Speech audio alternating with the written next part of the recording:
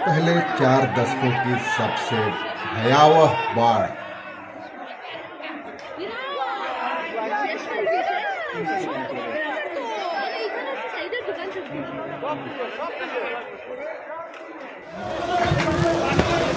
और उसके बाद शिवसेना की बगावत।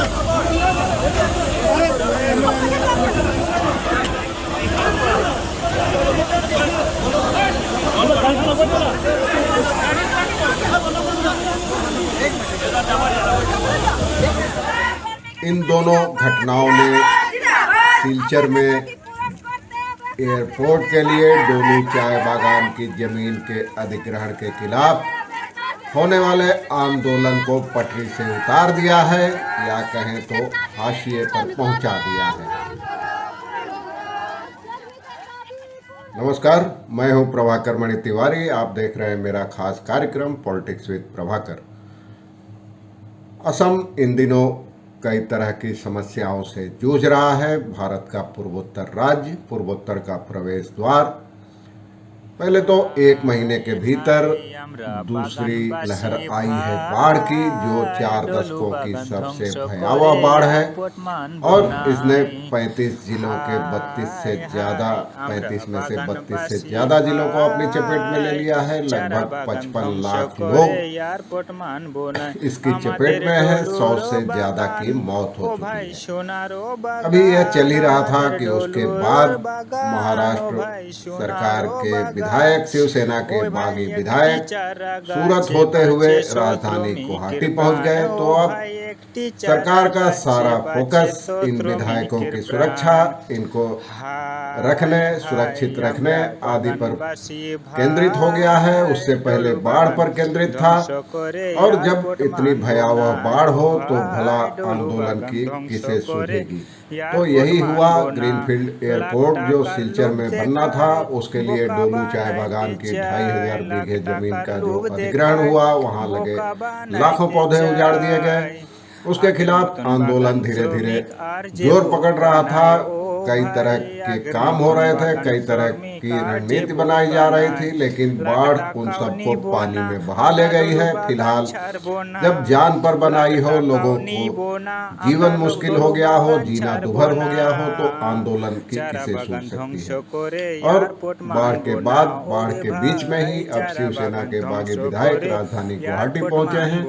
तो मीडिया से लेकर सबका फोकस इन्हीं घटनाओं पर हो गया है। अब एक तरह से कहें तो बाढ़ भी पीछे चली गई है और सारा फोकस शिवसेना के विधायकों की बगावत और इन विधायकों के गुवाहाटी में रहने पर शिफ्ट हो गया है। इससे डोलू चाय बागान आंदोलन थोड़ा हाशिए पर है, लेकिन आगे उम्मीद है कि यह फिर एक बार सामने आएगा।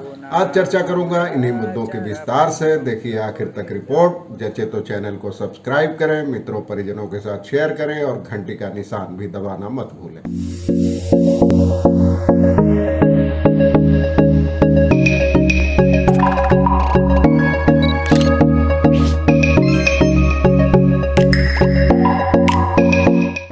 असम में बाढ़ की हालत और बिगड़ गई है। दूसरी लहर है बाढ़ की। 1 महीने के भीतर हालत और बिगड़ गई है। और बुधवार को बाढ़ के कारण 12 और लोगों की मौत हो गई। 55 लाख से ज़्यादा लोग इसकी चपेट में हैं। असम में मई से अब तक 103 लोगों की मौत हो चुकी है। असम की बाढ़ पर चिंता जताते हुए कांग्रेस नेता राहुल गांधी ने ट्वीट किया है, असम में बाढ़ का सामना कर रहे भाइयों और बहनों के साथ मेरी पूरी संवेदनाएं हैं। मैं कांग्रेस कार्यकर्ताओं और नेताओं से बचाव और पुनर्वास कार्यों में आगे भी मदद जारी रखने की अपील करता हूं, आह्वान करता हूं। इसके अलावा कांग्रेस महासचिव प्रियंका गांधी ने भी असम में आई बाढ़ पर चिंता जताई है। उन्होंने अपने एक ट्वीट में कहा है कि असम में आई भीषण बाढ़ से लाखों लोगों का जीवन प्रभावित हुआ है। मैं ईश्वर से प्रार्थना करती हूं कि वे सबकी रक्षा करें। भारतीय राष्ट्रीय कांग्रेस के सभी कार्यकर्ताओं से अपील है कि इस मुश्किल समय में असम के भाई बहनों के साथ खड़े रहें और राहत कार्यों में हर संभव मदद करें। और आप जानते हैं भयावह बाढ़ है, कई जगह सड़कें टूट गई है, संपर्क कट गया है, घरों में घुटने से कमर तक पानी भर गया है। खासकर बराक घाटी और सिलचर शहर की हालत बहुत ख़राब है। वही सिलचर जहां ग्रीनफील्ड एयरपोर्ट बनना है और उसके लिए डोलू की ज़मीन का अधिग्रहण किया गया, उसकी चर्चा आगे करूंगा। फिलहाल बाढ़ बहुत भयावह है। लोगों का कहना है कि 4 दशक में उन्होंने ऐसी भयावह बाढ़ नहीं देखी। इसके बाद अब शिवसेना के विधायकों के सूरत से गुवाहाटी पहुंचने के कारण सारा फोकस उन्हीं लोगों पर शिफ्ट हो गया है और शिवसेना नेता और महाराष्ट्र के शहरी विकास मंत्री एकनाथ शिंदे ने आज गुवाहाटी के एक होटल में विधायकों के साथ शक्ति प्रदर्शन किया है और उसमें जो तस्वीर जारी की गई है उसमें 42 विधायक उनके समर्थन में नजर आ रहे हैं। इसमें शिवसेना के 35 और 7 निर्दलीय विधायक हैं। एक वीडियो जारी किया गया है जिसमें शिवसेना के बागी विधायक एकनाथ शिंदे आप आगे बढ़ें, हम आपके साथ हैं जैसे नारे लगाते सुने जा सकते हैं। दूसरी तरफ शिवसेना के प्रवक्ता संजय राउत ने प्रेस कॉन्फ्रेंस कर कहा कि गुवाहाटी में मौजूद 21 विधायकों ने हमसे संपर्क किया है। वे जिस दिन मुंबई आएंगे उस दिन हमारे साथ होंगे। उन्होंने अपने एक ट्वीट में कहा है कि उद्धव ठाकरे बहुत जल्द अपने सरकारी आवास वर्षा में वापस आएंगे और कल भी 4 विधायक बुधवार रात को गुवाहाटी पहुंचे थे, जिनमें गुलाब राव पाटिल, योगेश कदम, चंद्रकांत पाटिल और मंजुला गावित शामिल हैं। आज सुबह भी 4 विधायक गुवाहाटी पहुंचकर एकनाथ शिंदे के साथ शामिल हो गए। अब जानते हैं बुधवार रात को महाराष्ट्र के मुख्यमंत्री उद्धव ठाकरे अपना सरकारी आवास वर्षा छोड़कर मातोश्री चले गए।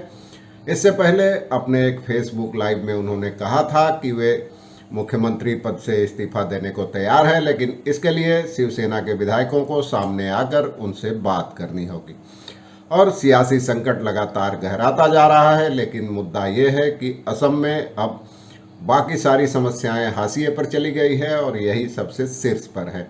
इन विधायकों को एक सितारा होटल में सुरक्षित रखा गया है। वहां परिंदों को भी पर मारने नहीं दिया जा रहा है। जिन लोगों की बुकिंग थी उनकी बुकिंग कैंसिल कर दी गई है और लोगों को दूसरी जगहों पर भेज दिया गया है।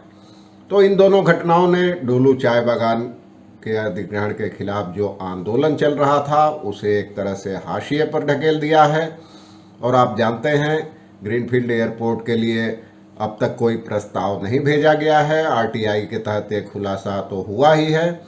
केंद्रीय उड्डयन मंत्री ज्योतिरादित्य सिंधिया ने भी अपने पत्र में यह बात साफ कर दी है, लेकिन दूसरी ओर मुख्यमंत्री हिमंत बिस्वा शर्मा और जिला प्रशासन का कहना है कि पहले जमीन का अधिग्रहण पूरा होगा, उसके बाद ही प्रस्ताव भेजा जाएगा। हालांकि इस पर भी कई तरह के सवाल उठ रहे हैं। डोलू चाय बागान बचाओ समन्वय समिति ने इस मुद्दे पर गुवाहाटी हाईकोर्ट में एक याचिका भी दायर की है। ये तमाम चीजें चल रही है, लेकिन फिलहाल आंदोलन ठप हो गया है क्योंकि डोलू चाय बागान आसपास सिलचर की हालत, जैसा कि मैंने आपको बताया, बेहद खराब है। पीने के पानी की भारी किल्लत है, घरों में पानी भरा हुआ है, सड़कों पर पानी भरा हुआ है। ये जो तस्वीरें वहां से आ रही हैं, वीडियो जा रहे हैं, बहुत भयावह है। मैंने 2 दिन पहले आपको बाढ़ की तस्वीरें और वीडियोस भी दिखाए थे सिलचर के, बहुत भयावह स्थिति है। तो मैंने सोचा आज एक आपको अपडेट दे दूं कि इन दोनों घटनाओं ने डोलू के आंदोलन को हाशिए पर ढकेल दिया है। आज के लिए बस इतना ही। धन्यवाद। ধ্বংস করে এয়ারপোর্ট মানবো না, লাখ টাকার লোভ দেখায় বোকা বানাইতে চায়, লাখ টাকার লোভ দেখায় বোকা বানাইতে চায় আগের মতন।